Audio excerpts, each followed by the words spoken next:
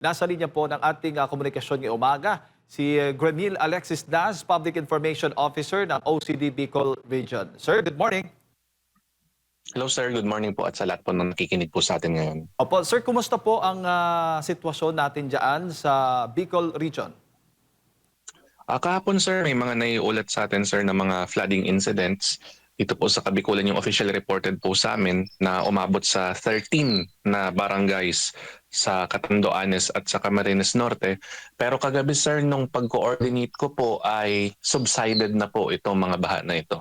At itong baha, gaano kalalim naman, Sir Granil?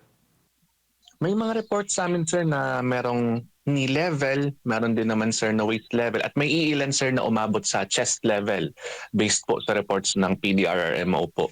Opo. At sa ngayon ba ay patuloy pa rin yung pag-uulan dyan sa Bicol Region? Dito sir sa may station namin sir ay medyo makulimlim pero hindi naman po gaanong umuulan. Pero sa other parts po ay merong ambon sa Kabikulan. But based naman sir sa weather forecast naman para sa amin, ang meron sir na naka-forecast for shear line ay si Sorsogon. Opo. Bukod sa Sorsogon, alin pang mga lugar ang nakikita po ninyong mas pinakaapektado ngayon sa ulang dulot po nitong share line?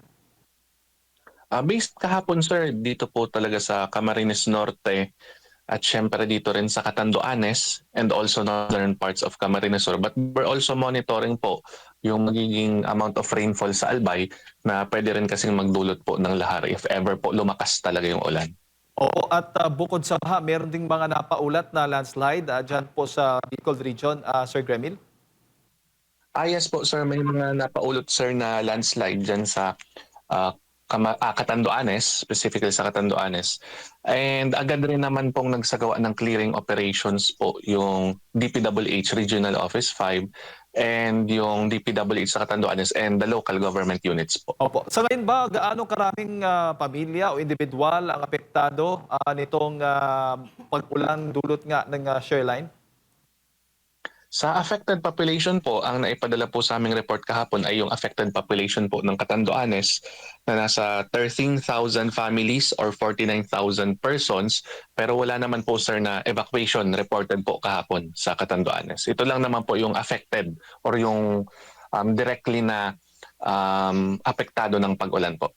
Sabi po ninyo kanina, subsided na itong baha dyan sa Catanduanes o ilang lugar po dyan sa Bicol Region. So ibig sabihin madadaanan o may mga lugar pa bang ngayon ay hirap pa rin pasukin dahil po sa baha? May mga ilan pa rin po tayong reported na not passable. Ngayong umaga po, sir, sa Operation Center, ito po yung kino-confirm po natin kung kahit papano one lane passable na po ba or passable to like two vehicles. Meron tayong 3 national roads at 9 na local roads na not passable to all types of vehicles. Isang barangay road na not passable to light vehicles at isang national road na one lane passable.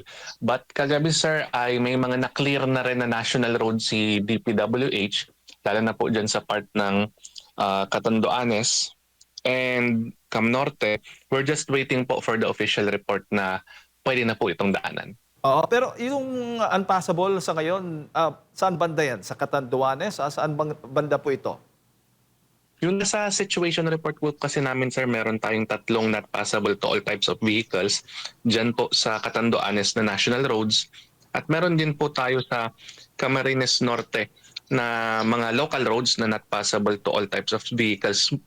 Karamihan sir, mga spillways and yung may one lane passable tayo dyan sa Santa Elena sa part ng Camarines Norte po. And ang alam ko po kagabi, kasi nagmo-monitor din ako sa activities nung sa DPWH na mga pinapost po nila, may mga na-clear na rin po silang national roads. Bali, hinihintay na lang po namin yung official report po para ma-reflect na po namin sa susunod na situation report. May mga kabahayan ho bang na itala po ninyong nasira dahil po dito sa mga pagbahang nangyayari po dyan o pag-ulan na dulot po nitong share line? Sa ngayon sir, based sa reports namin, wala naman po na reported na damage houses. Alright. Si Partner Admar, kasama ko po dito, Sir Gremil, para sa mga karagdagang katanungan. Magandang umaga po, Ginoong Graymail. Kahapon po nagkaroon ng pinakamalakas na uson, PDC, na nangyari dyan po sa Bulkang Mayon at nagdulot nga ito ng ashfall. Hanggang sa kasalukuyan pa rin po ba ay apektado pa rin yung mga barangay na nabanggit or ongoing pa ba or humupa na? And at the same time, yung banta naman po sa posibleng lahar kasi nauna yung mga pagbaha, mga pag-ulan. Pero kamusta naman po yung inyo pong pagtutok ukol po dyan? Kahapon sir, nagkaroon February 9 nung isa sa pinakamalaking PDC event so far nung sa current eruption po ni Mayon Volcano. Mga around 10:30 AM po yun. At nagkaroon ng ashfall, specifically dyan sa Kamalig Albay na umabot rin po sa parts ng Ginobatan until Piodoran. Pero yung pinaka-heavily affected po ay si Kamalig po talaga. And based naman sa information po ay agad pong nagsagawa ng clearing operations ang local DRM Council po na flush out din agad yung ashfall sa major roads. And nag-request na rin po si LGU Kamalig po sa amin ng face mask at based naman po sa coordination po namin sa Kamalig ay may ipapadala po kami sa kanila na mga face mask na kung saan aabot po ito sa 100 boxes or 2,000 pieces na pwede nating maibigay sa affected population po. Opo, and sa kasalukuyan po, kamusta na po ang Bulkang Mayon, sir? Sa ngayon sir, ay wala naman pong reported po sa amin na ashfall this morning but tuloy-tuloy pa din po yung mga nangyayaring effusive eruption from time to time. Every few hours po may reports of effusive eruption. Yung pong paglawak ba or naging malawak po ba yung nangyaring ashfall at dahil ba ito sa lagay ng panahon, medyo mahangin ba dyan sa area ng Bicol region sa kasagsagan ng aktibidad nito? Medyo sumabal po din sir yung malakas na hangin din na dala ng amihan at ng shear line na nag-contribute sa pagkakaroon ng ashfall. And sinabayan din nung talagang medyo malaki yung deposit sir nung PDC na bumaba kahapong 10:30 AM. Pero based naman sir sa historical data ng mga natanong po namin ay light to moderate lang naman po yung ashfall as compared po nung mga previous decades po talagang naka-experience ng heavy ashfall due to Mayon. Dito po sa pag-alboroto po ng Bulkang Mayon, sir, meron po ba tayong mga na-displace na mga kababayan natin at mga nasa ilang araw na ba sila? Kasi kung hindi ako nagkakamali, parang isang buwan na yata nag-alboroto itong bulkan na ito. Meron po ba tayong mga nasa evacuation centers pa simula na mag-alboroto po ang bulkan? Actually sir, hindi ko hawak ngayon yung exact figures.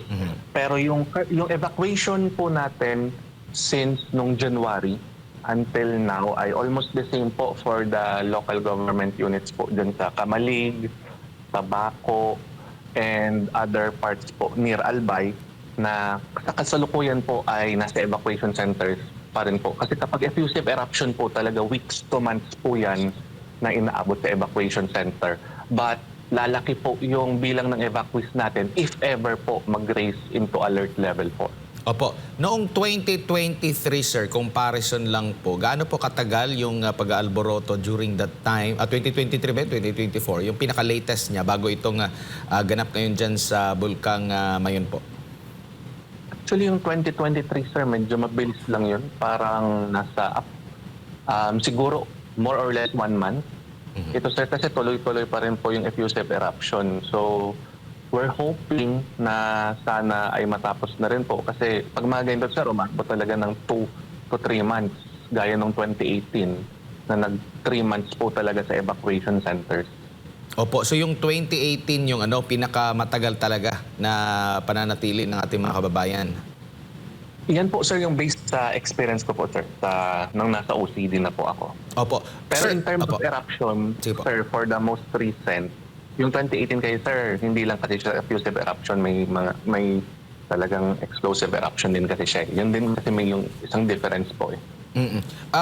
Kung meron kayo, sir, sa monitoring po ninyo, meron po bang mga deformities na, mga pagbabago sa itsura po ng Bulkang Mayon after nitong isang buwan na pag-alboroto po nito? So ngayon sir, hindi rin namin sir masabi since si PHIVOLCS din sir ang inform niyan sir. Based kasi medyo may mga scientific data na sir na kailangan para masabi po natin yung changes sa Mayon volcano in terms of its characteristics po. Pero possible sir, possible since lalo na kapag ganyang effusive eruption sir, dumadagdag yung pyroclastic density currents, dumadagdag yung mga deposits dyan sa taas po ng Mayon.